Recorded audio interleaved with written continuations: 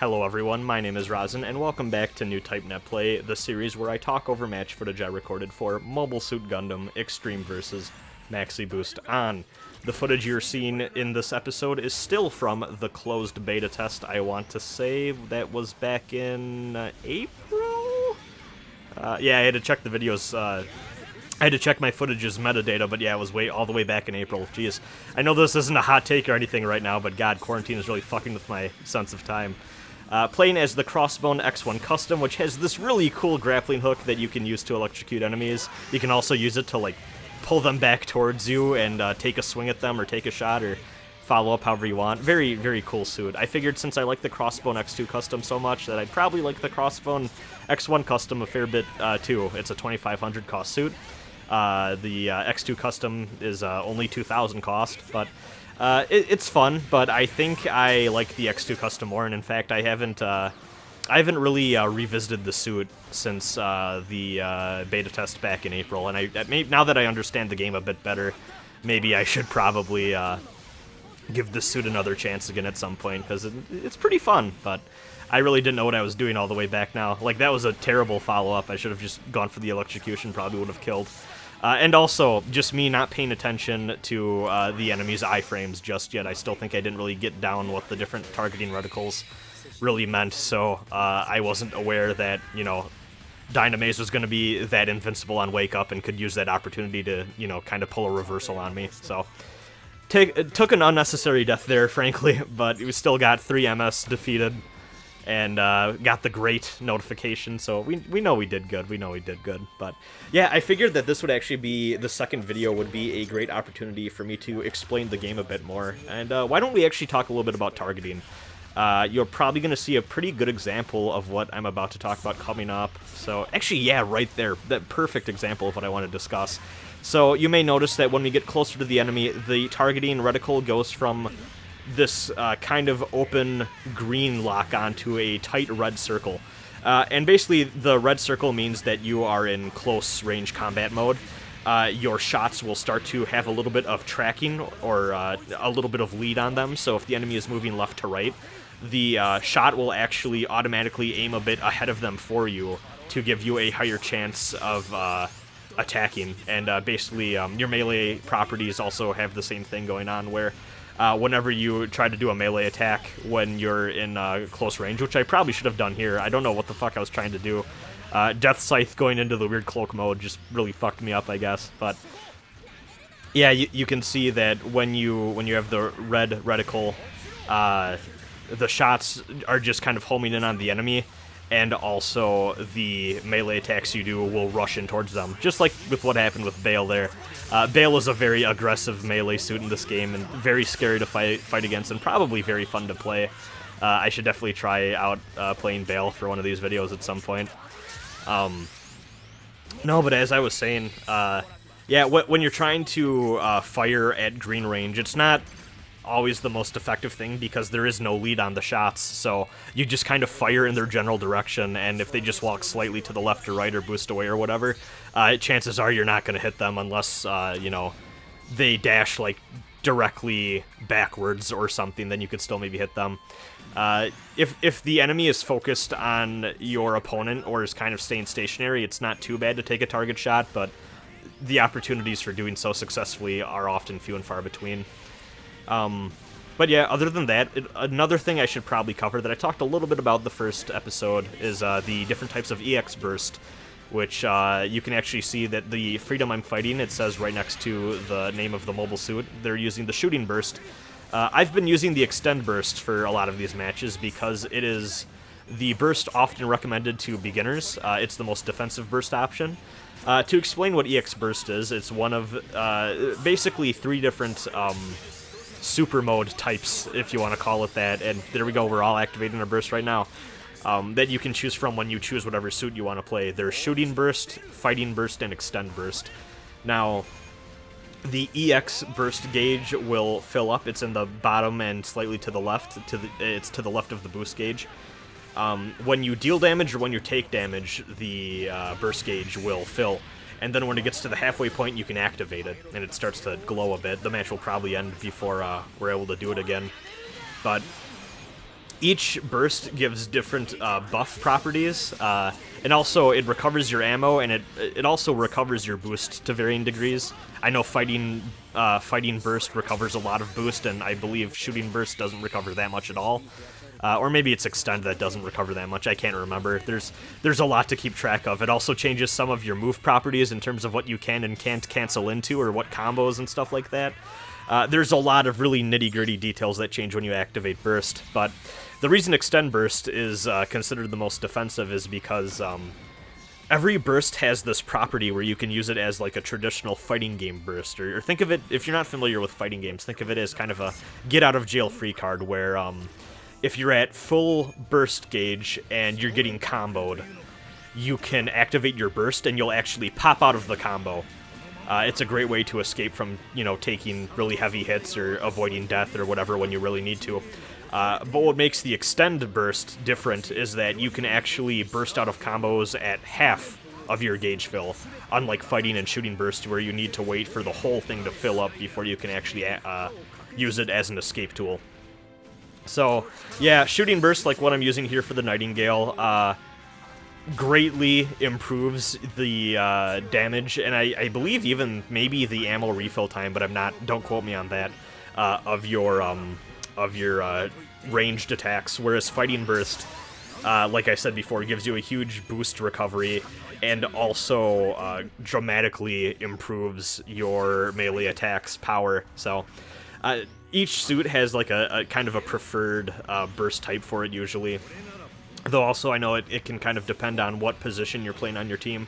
If you're playing more of a supportive role, I know a lot of people suggest using extend burst because it's, you want to stay alive in that role, and extend burst is great for that. And also I believe extend burst also reduces the amount of damage you take while it's active too. So yeah, there's just a lot of properties to track with burst, and in fact I'd be lying if I said I'm familiar with them all, but you kind of get a general sense of it, and what they're good for is kind of implied in their name. So yeah, Nightingale being such a massive, zoning-focused mobile suit, you really want to use that shooting burst because it really helps with the funnels and also just all of the, all the different attack types you can do. And then also, too, I guess the last thing to mention with burst is that when you do activate your burst, you can also, you can activate it by hitting, I believe it's, I don't remember the actual command. I think it's ABC all at once, but if you're like me and just playing a DualShock controller,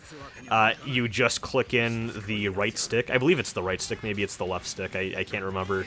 Now that I don't have the controller in front of my hands and it's not muscle memory, I can't remember which one it is at the moment, but you click in one of the sticks and it'll activate burst. But then if you click in that stick again, or you hit ABC again, you'll get a super move that you can do. And some suits actually have 2 different supers, which can be very useful. Kind of talked about this last time, but sometimes you want to be a little careful about when you activate your supers, at least more careful than I usually am. I really like to use them whenever I get them, but if you use them in a bad spot, you really can screw yourself, because you're kind of committed to this really extended animation that's easy to get hit out of and stuff. So this guy tried to activate his extend burst, and we kind of traded blows there.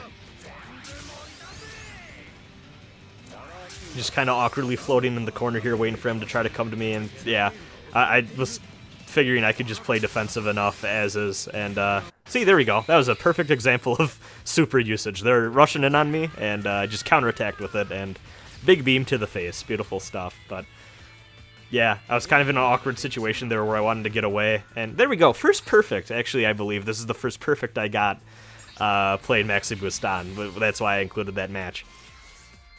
But yeah, that GP01 was really starting to rush in on me, and I decided all I could really do was play defensively and try to get in counterattacks where I could. One could call them Char's counterattacks, but bad jokes aside, this is a fun match that I decided to throw in because I feel like it really illustrates the difference between some of the unit cost tiers in this game at a very low level where no one knows what the fuck they're doing like this. So my partner is the Turn A, which is a fun 3K mobile suit that just a wacky suit. I really need to put some more time in with it because it's just a goofball of a suit and I love it a lot. But we're a dual 3K team against a dual 2K team. Now, in the hands of capable players who are maybe communicating a bit better or just understood the game a bit better, keep in mind that this was like day 2 of the beta, and no one knew what the fuck they were doing. God knows I definitely still don't know what the fuck I'm doing, but even especially back here, I didn't know what I was doing. But yeah, you can just easily see kind of the difference in resources and options that the different suit types have played at this very low level, because we can only die twice while they get to die 3 times, so that would have been a major disadvantage for us, but because they weren't really working together, and they didn't exactly know how to get in on us, we just had better options available and were able to easily overpower any attempt they made to try to really go in at us. So I died once, but really didn't end up mattering, and I managed to get 3 kills, so that was rad. Just a very silly match overall, but I feel like it really highlights kind of the differences between 3K units versus 2K units at their base form. So this match right here I thought would be fun to talk over, just because it is a thing that I haven't really happened on a lot, which is a fun duel I had with another 3K predominantly ranged unit, the Harut, which I don't see a lot of people playing. I want to try it out at some point.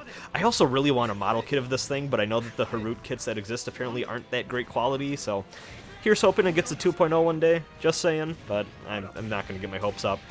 But yeah, I believe the Nightingale has a little bit better melee than the Harut does, so kind of at this mid-range that we were working at here, I think I had a slight advantage, but I activated my shooting burst and was able to get my super off, and I decided to, take some pot shots at this Barbados Lupus, but Harut is looking very overcost, so just need to get a few easy shots in and just hope for the best. And yeah, look at that. See, when you have your funnels summoned as Nightingale, you don't even really need to worry about your main beam rifle shot actually hitting anything, because you can guarantee one of those tiny blue beams is gonna, nip them somewhere and just be obnoxious and annoy the hell out of them. And in that case, it won me the game, so that was a lot of fun.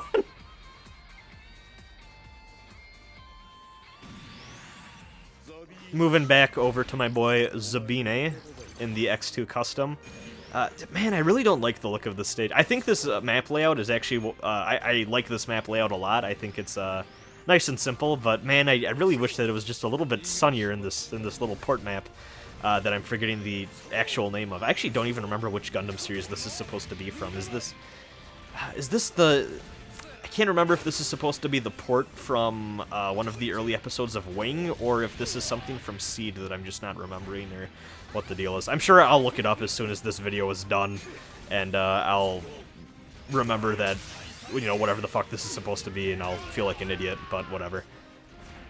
So I kind of ate shit there, but they're gonna be the ones, I'm gonna be the one laughing in a little bit, so took out that guy, and tried to take the stray beam shot at Noble there. Didn't exactly work out.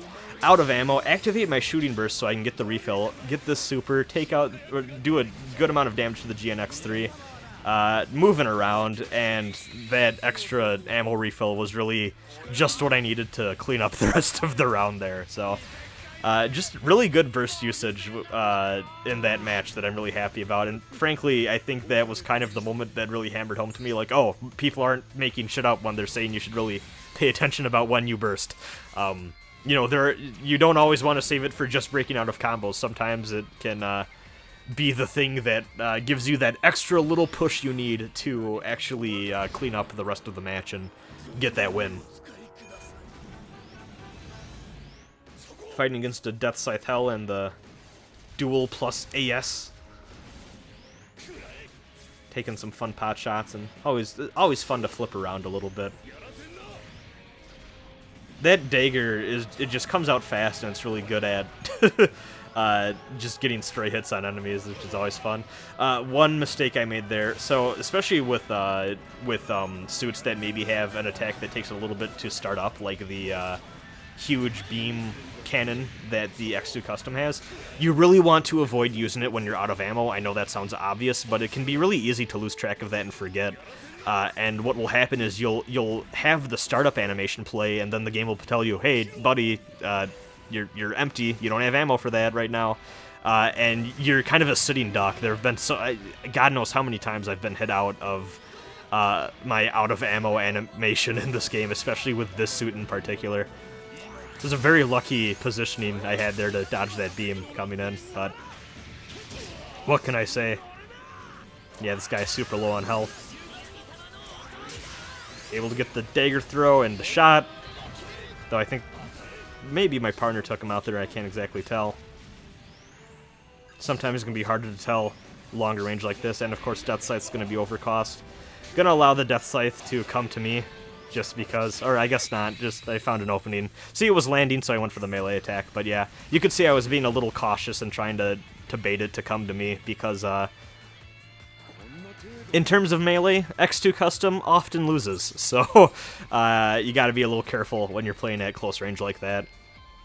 Here we go, we got a cannon match. We got Zabine versus Seabuck, or I guess when he's in his, when he's with the Crossbone Vanguard and Crossbone, he goes by Kincaid or whatever. But fun fact, actually, I remember reading this somewhere, but apparently when the voice actor for Seabuck was asked to voice him for the some of the Gundam games and stuff where Seabuck goes by Kincaid, no one actually told the voice actor that Seabuck and Kincaid were the same guy, just he was using a different name. So apparently he recorded him sounding way different or whatever. And then when he found out later that Seabuck and Kincaid were the same person, he was like, well, fuck, I would have used the Seabuck voice if I knew that. And if you ever hear, I don't know if, in later stuff that he recorded, if they ever fixed that or he ever fixed that, but if you ever hear a Gundam game where Kincaid sounds way different than Seabuck, even though they're the same guy, apparently that's the reason why. I do think it's very funny, though, that no one told him, oh yeah, this is the same guy that you voiced in that movie back in the day. Just a kind of silly Gundam lore tidbit. So yeah, you could see, I know I've referenced it before because it's something that benefits me a lot, but you could see I was landing beam rifle shots on the X1 Custom there, but it had the anti-beam cloak up, which means that it had hyper armor and it wasn't flinching from it, so just, it was kind of deflecting the shots or whatever for a bit. So just kind of what it looks like from another perspective. I actually think you learn a lot, especially in these games, fighting against the suits, or at least the types of suits that you play. You kind of, get a sense of, oh, so that's what that feels like from my enemy's point of view. Always scary when Bale gets in on you, but thankfully my partner covered me. I was able to get some distance and activate my burst. I was able to land a lucky shot with my super there too, which is always great. And one thing to note too, and actually this is something I could also be a little bit better about, is when you're playing a Crossbone unit that has the anti-beam cloak like that, you're actually a little bit slower when you have the cloak on, and you can manually take the cloak off. And when you take the cloak off, actually it'll start to recharge too, which is cool. But just something to keep in mind, that there, learning those suits sometimes can be better to take the cloak off and only really have it on when you get into ranged encounters. If you're in melee range, it's better to have the additional mobility. Another fun cannon fight for you here. We have Amuro versus Char, New Gundam versus Sazabi. Decided that it'd be, a fun time to throw that in. Summon the funnels. I need to get, I need to get a little more familiar with the New Gundam. I play it every now and again, but I never feel like I never really feel like I play the New Gundam well. It has this really cool, the funnel pyramid shield thing that looks so goofy. Ever since I saw it in Char's counterattack, I was like, wow, that just looks ridiculous. I love it. And that's a very useful tool, but you can see it has a very janky bazooka and then dash follow-up thing that you can do too. And I'm going to spawn in ridiculously overcost, but that Sazabi is almost dead, and yeah, there you go. Doesn't matter if you spawn in overcost if that enemy is also close to being dead and losing the game. But yeah, that's going to be it. See you next time for Newtype Netplay Episode 3. Have a good night, everyone.